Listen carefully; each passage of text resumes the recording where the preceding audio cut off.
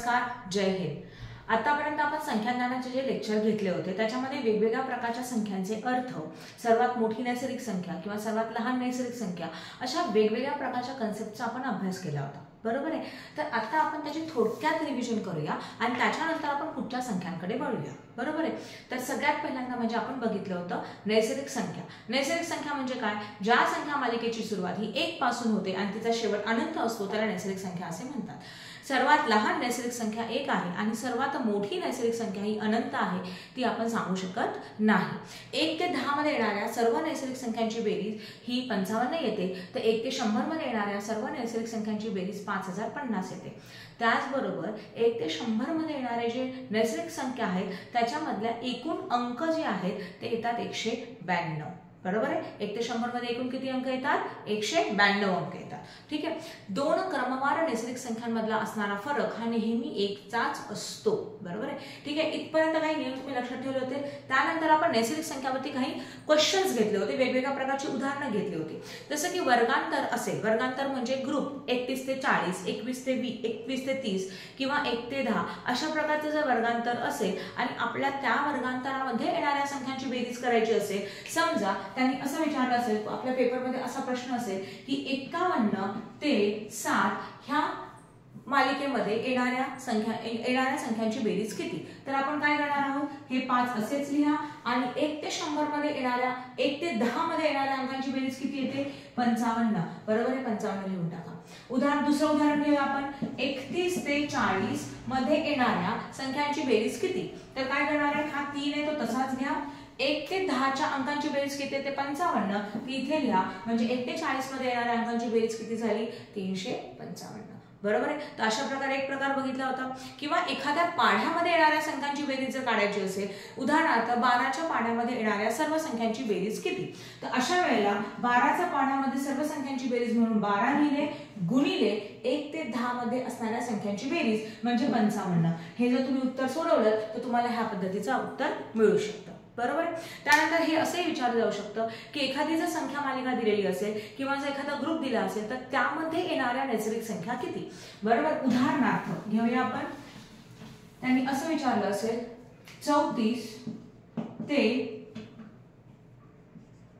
96 मध्ये येणाऱ्या एकूण नैसर्गिक संख्या किती? संख्यांची बेरीज विचारलेली नाहीये, आपल्याला काय विचारलेलं आहे, फक्त एकूण संख्या किती। मग ह्याच्यामध्ये आपण काय केलं होतं, ह्यामध्ये आपण करणार आहे दिलेल्या संख्यांची वजाबाकी अधिक 1। दिलेल्या संख्यांची वजाबाकी म्हणजे 96 वजा 34, करायचं 6 तून 4 गेले 2, इथे आले 9 तून 3 गेले किती झाले? 6 अधिक 1 म्हणजे ह्या 34 पासून 96 पर्यंत ज्या नैसर्गिक संख्या आहेत त्या किती आहेत? 63 आहेत, बरोबर आहे। हे सगळं आपण मागच्या लेक्चरमध्ये घेतलेलं आहे। आता फक्त आपण रिव्हिजनसाठी पटकन थोडक्यात रिव्हिजन करत आहोत, क्विक रिव्हिजन करत आहोत, जेणेकरून तुम्हाला ते प्रत्येक नियम प्रत्येक वेळेला लेक्चरमध्ये ऐकून पाठ होतील आणि तरच तुम्ही कमीत कमी वेळामध्ये ते पेपरमध्ये सोडवू शकता, बरोबर आहे, ठीक आहे। हे एक उदाहरण बघितलं। त्यानंतर आपण काय बघितलं होतं, नैसर्गिक संख्यांची बेरीज म्हणजे जर आपल्याला जो क्वेश्चन दिलेला आहे, आपल्याला जो प्रश्न दिलेला आहे तो जर त्याची सुरुवात जर 1 पासून होत असेल, उदाहरणार्थ 1 ते 30 मध्ये येणाऱ्या एकूण नैसर्गिक संख्यांची बेरीज किती, बरोबर आहे। 1 ते 30 मध्ये येणाऱ्या एकूण नैसर्गिक संख्यांची बेरीज किती ही आपण कशी काढणार आहे? ह्याच्यासाठी काय करणार, काय ट्रिक सांगितली होती, शेवटची संख्या गुणिले शेवटच्या समोरची संख्या भागिले 2 म्हणजे 30 गुणिले 31 भागिले 2, 3 1 3, हातचा राहिला 1, बॅलन्स उरला 1, बे 5 10, बे 1 बे 5 10 म्हणजे 15 गुणिले 31 केलं की तुम्हाला भेटेल त्याचं उत्तर, बरोबर आहे। पण ही ट्रिक केव्हा अप्लाय करणार आहे? जेव्हा आपल्याला अंक दिलेले असतील सुरुवातीपासून। पण हेच जर आपल्याला कोणतेही मधले अंक विचारले असतील आणि त्यांची बेरीज विचारली असेल, त्या नैसर्गिक संख्यांची बेरीज विचारली असेल तर आपल्याला काय करायचंय, कोणतं सूत्र वापरायचं आपल्याला वापरायचं दिलेल्या संख्यांची बेरीज भागिले 2 गुणिले एकूण नैसर्गिक संख्या। उदाहरणार्थ 12 ते 35 या मालिकेमध्ये 12 ते 35 मध्ये येणाऱ्या नैसर्गिक संख्यांची बेरीज। आता बघा ह्या उदाहरणामध्ये काय फरक आहे, इथे कुठून सुरुवात होते? 1 पासून, इथे मग 1 पासून सुरुवात होते का? नाही। मग ह्याच्यासाठी वापरणारं सूत्र वेगळं आहे। कोणतं सूत्र आहे बाळांनो, आठवतंय का तुम्हाला? कोणतं सांगितलं होतं? आता सांगितलं होतं मी, कोणतं सांगितलं होतं? दिलेल्या संख्यांची बेरीज म्हणजे 12 अधिक 35 भागिले 2 गुणिले एकूण नैसर्गिक संख्या। एकूण नैसर्गिक संख्या काढण्यासाठी दिलेल्या संख्यांची वजाबाकी अधिक 1 बरोबर आहे। मग दिलेल्या संख्यांची वजाबाकी किती आहे 35 - 12 5 2 गेले 3 3 1 गेला 2 बरोबर आहे। हे आलं किती 23 अधिक 1 म्हणजे किती आले 24 म्हणजे इथे येणार आहे 24। जर अंशामध्ये बेरीज आहे तर दोनाने म्हणजे छेदाने अंशाला डायरेक्ट भाग जाऊ शकत नाही। म्हणजे काय करायचं आधी अंशांची करायची बेरीज म्हणजे अंशांची बेरीज करताना 35 अधिक 12 करूया 5 आणि 2 7 3 आणि 1 4 म्हणजे किती झाले 47 भागिले 2 गुणिले 24 बरोबर आहे। बे 1 के बे बे 2 4 म्हणजे आता काय करायचं 47 गुणिले 12 करा तुम्हाला तुमचं उत्तर भेटून जाईल। आलं लक्षात हा एक फरक आपण बघितला होता। त्याचबरोबर आपण अजून काय बघितलं होतं नैसर्गिक संख्यांमध्ये हे मेन नैसर्गिक संख्याची उदाहरणं होती। त्यानंतर जर आपल्याला 3 अंक दिलेले असेल त्याच्यापासून किती 3 अंकी संख्या बनते तर त्याच्यासाठी आपल्याला 3 अंकी संख्या बनवायची म्हणून 1 गुणिले 2 गुणिले 3 सगळ्यात सोपी ट्रिक। पण दिलेल्या अंकांमध्ये शून्य नाहीये। दिलेल्या अंकांमध्ये जर शून्य असेल समजा 3 अंक दिलेत आणि त्याच्यापासून 3 अंकी संख्या किती होतील असा प्रश्न विचारला असेल पण दिलेल्या अंकांमध्ये जर शून्य असेल तर अशा वेळेला 1 गुणिले 2 गुणिले 3 करताना जो मोठा अंक आहे 3 त्यातून वजा 1 करा म्हणजे राहिले किती 2 मग 1 गुणिले 2 गुणिले 2 तुम्हाला उत्तर भेटून जाईल बरोबर आहे। तेवढ्या नैसर्गिक संख्या बनतील ठीक आहे। नंतर दिलेल्या अंकांपासून तयार होणाऱ्या अंकांची बेरीज करायची असेल काय सांगितलं दिलेल्या अंकांपासून तयार होणाऱ्या अंकांची बेरीज ती अंक दिलेले असतील उदाहरणार्थ तुम्हाला दिलेले आहे 2 3 आणि 4 ह्या 3 अंकांपासून तयार होणाऱ्या संख्यांची बेरीज किती असा प्रश्न आला। किती अंक दिलेले 3 किती अंकी संख्या बनवायची 3 अंकी बनवायची मग आपण काय करणार आहे 1 2 3 आहेत ना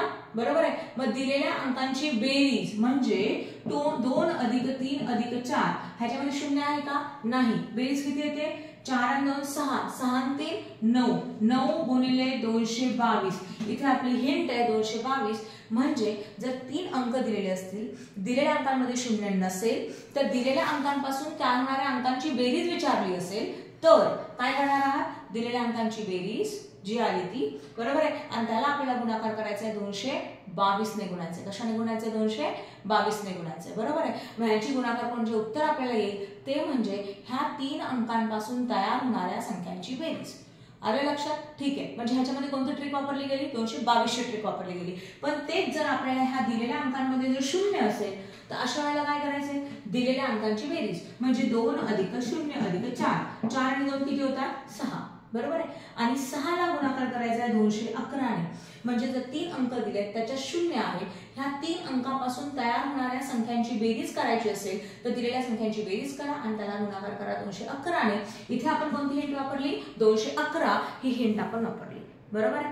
तेच जर आपल्याला 4 अंक दिलेत आणि 4 अंकांपासून तयार होणाऱ्या संख्यांची बेरीज विचारली असेल तर दिलेल्या संख्यांची बेरीज गुणिले 6666 6666 ने गुणाकार करायचा कितीने गुणाकार करायचा आहे 6666 ने गुणाकार करायचा आहे पण दिलेल्या 4 अंकांमध्ये शून्य नाहीये पण तेच जर दिलेल्या 4 अंकांमध्ये शून्य असेल म्हणजे उदाहरणार्थ 4 3 0 1 हे आपल्याला अंक दिलेत ह्या 4 अंकांपासून तयार होणाऱ्या संख्यांची बेरीज जर करायची असेल तर अशा वेळेला आपण काय करणार आहे ह्या 4 अंकांपासून दिलेल्या संख्यांची बेरीज करण्यासाठी शून्य दिलेले आहे तर दिलेल्या अंकांची बेरीज म्हणजे 4 अधिक 3 अधिक 1 गुणिले 66444 म्हणजे 64 44 ने काय करायचं आपल्याला गुणाकार करायचा।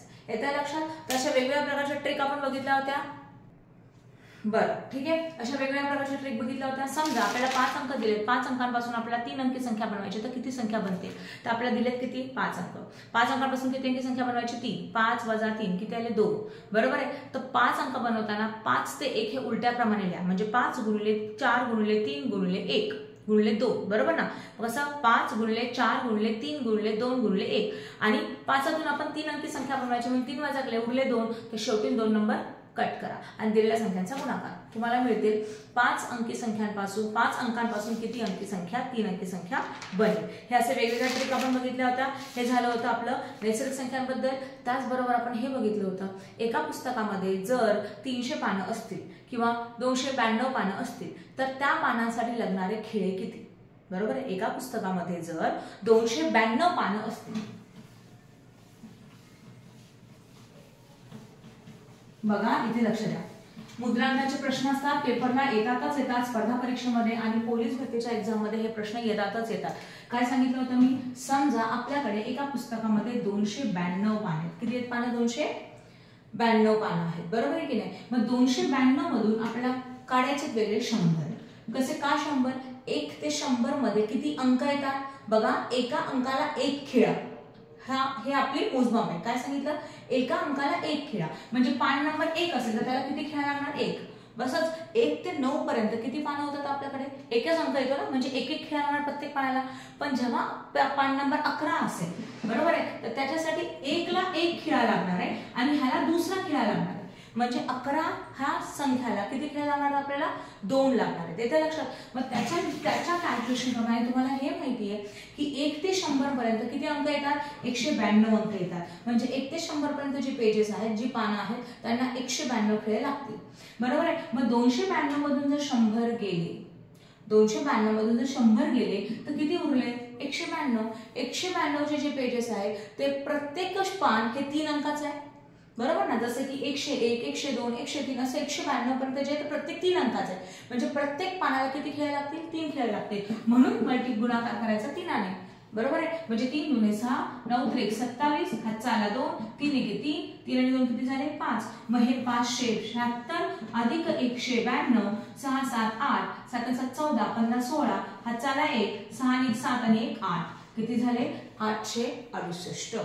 म्हणजे त्या 292 पानं असलेल्या पुस्तकांसाठी किती खिळे लागतील सांगा? 868. ही मुद्रांकाची गणितं पण आपण बघितली होती. म्हणजे पानं दिली असतील तर खिळे किती लागतील आणि खिळ्यांच्या संख्या दिल्या असतील तर पानं किती लागतील, ह्या दोघांचा आपल्याला विचार करायचा आहे. असे दोन्ही प्रकारची उदाहरणं आपण मागच्या काही लेक्चर्समध्ये घेतलेली आहेत. त्यानंतर आपण हे बघितलं होतं की पूर्ण संख्या म्हणजे काय. ज्या संख्यांच्या मालिकेची सुरुवात शून्यापासून होते त्याला पूर्ण संख्या असे म्हणतात. पॉईंट नंबर 1, बरोबर आहे. त्यानंतर 0 हा धनही नाही आणि 0 हा ऋणही नाही. सर्वात लहान पूर्ण संख्या कोणती आहे? 0 आहे, बरोबर आहे. ठीक आहे. आलं. तर सगळ्यात लहान 0 आहे, पण सगळ्यात मोठी पूर्ण संख्या सांगू शकता का? नाही. संख्यांचा शेवट हा अनंत आहे, म्हणून सर्वात मोठी पूर्ण संख्या आपण सांगू शकत नाही. पण हे लक्षात ठेवा की 0 ऋण संख्याही नाहीये आणि धनसंख्याही नाहीये.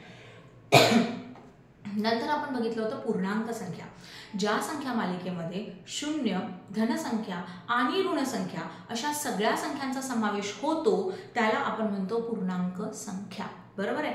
तर संख्यारेषा आठवते, संख्यारेषामधला मध्यबिंदू काय असतो? 0, बरोबर आहे. तर डावीकडून उजवीकडे संख्यांची किंमत काय होते? वाढत जाते, बरोबर ना. मग संख्या रेषेवरती जो मधला बिंदू असतो तो असतो 0. म्हणजे आपण म्हणू शकतो पूर्णांक संख्यांचा जो मध्यबिंदू आहे, मधला नंबर आहे, तो काय असणार आहे? 0 असणार आहे, बरोबर आहे. ठीक आहे.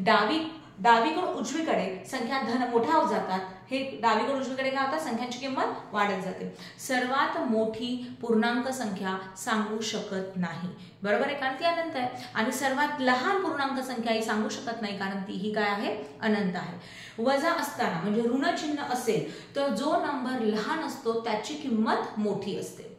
ऋण चिन्ह असेल तर जी संख्या लहान असते तीच संख्या मोठी असते. उदाहरणार्थ जर आपल्याला विचारलं असेल -2 आणि -1 ह्यांमधली मोठी संख्या कोणती?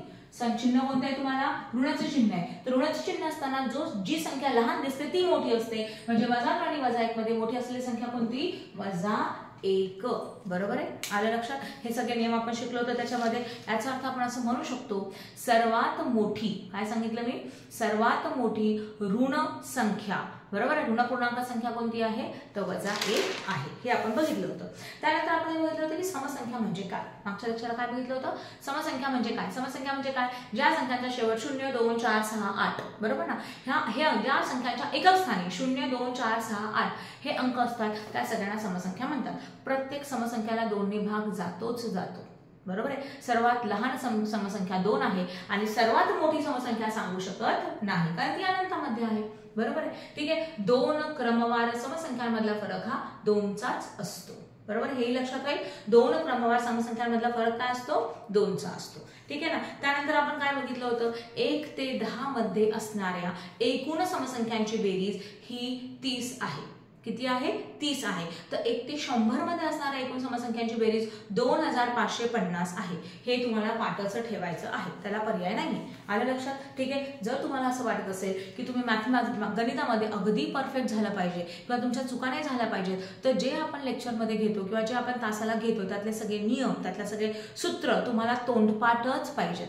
बरोबर आहे. तुम्ही त्याचे छोटे छोटे नोट्स बनवून ठेवा, त्याची लिस्ट बनवून ठेवा की हे असं असेल तर असं करायचंय. आणि ते जाता येताना आपल्या मराठीमध्ये आपण म्हणतो मनन आणि चिंतन खूप महत्वाचं आहे. मनन आणि चिंतन म्हणजे काय की जे तुम्ही अभ्यास केलाय त्याचा वारंवार जाता येता विचार करून त्याला आठवण करणे म्हणजे चिंतन. आणि मग एकदा त्या चिंतन करून इथे राहिलेल्या गोष्टी असतात ना त्या परत विसरत नाहीत, हे लक्षात घ्या. बरोबर आहे. जर तुम्हाला काही साध्य करायचं असेल आणि जर तुम्हाला तुमची ध्येय पूर्ण करायची असतील तर त्यासाठी अगदी जीवतोड मेहनत केल्याशिवाय तुम्ही पुढे जाऊ शकत नाही. बरोबर आहे.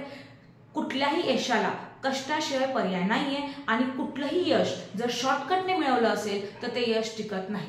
त्यामुळे एवढं लक्षात ठेवा, जर तुम्ही ठरवलं तुम्हाला पोलीस भरतीची एक्झाम करायची आहे किंवा क्लिअर करायची आहे तर त्यासाठी तुम्हाला मेहनत ही करावीच लागणार. ठीक आहे ना. बरं, आपण पुढे बघूया. गणितामध्ये अजून काय बघितलं होतं? विषम संख्या. विषम संख्या म्हणजे काय? ज्या संख्येच्या शेवटच्या एकक स्थानी 1, 3 नंतर किती 5 बरोबर ना 7 आणि 9 हे अंक असतात त्यांना विषम संख्या असे म्हणतात. सर्वात लहान विषम संख्या 1 आहे. 1 ते 10 मध्ये येणाऱ्या विषम संख्यांची बेरीज 25 येते आणि 1 ते 100 मध्ये असणाऱ्या विषम संख्यांची बेरीज 2500 येते. सर्वात मोठी विषम संख्या सांगू शकत नाही. बरोबर आहे. विषम संख्येला 2 ने भाग जात नाही. बरोबर आहे. हे सगळं आपण बघितलं होतं. त्यानंतर आपण काय बघितलं होतं अजून एक नियम लक्षात ठेवायचा आहे. समसंख्या बरोबर ना एकाच वर्गांतरामध्ये येणाऱ्या समसंख्या आणि विषम संख्या ह्यांच्या बेरजेचा फरक हा 5चा असतो. एक सोपं उदाहरण सांगते, एकदम सोपं समजून घ्या. उदाहरण नाही म्हणू शकत, तुम्ही लक्षात कसं ठेवणार हे तुम्हाला सांगते. मी काय म्हटलं, नॉर्मली 1 ते 10 मध्ये येणाऱ्या संख्यांची टोटल बेरीज किती येते? एकूण बेरीज किती येते सांगा बघू. एकूण बेरीज जी येते ती येते 55. बरोबर आहे. पण त्याला जर आपण 2 भागामध्ये विभागून घेतलं तर आपण म्हणूया समसंख्या. समसंख्यांची बेरीज 30 असते तर विषम संख्यांची बेरीज किती येते सांगा बघू मला. 25 असते. 30 आणि 25 किती होतात? 55. राईट. म्हणजे 1 ते 10 मध्ये येणाऱ्या संख्यांची एकूण बेरीज 55 येते. तर त्यातल्या समसंख्यांची बेरीज 30 येते. तर त्यातल्या विषम संख्यांची बेरीज किती येते? 25 येते. म्हणजेच 1 ते 10 मध्ये येणाऱ्या समसंख्या आणि विषम संख्या ह्यांचा जो फरक आहे तो फरक कितीचा येतो बाळांनो? 5चा येतो. 30 वजा 25 किती आले? 5. हे झालं 1 ते 10. बरोबर आहे. असाच प्रकार आहे आपल्याकडे कशामध्ये? 1 ते 100. 1 ते 100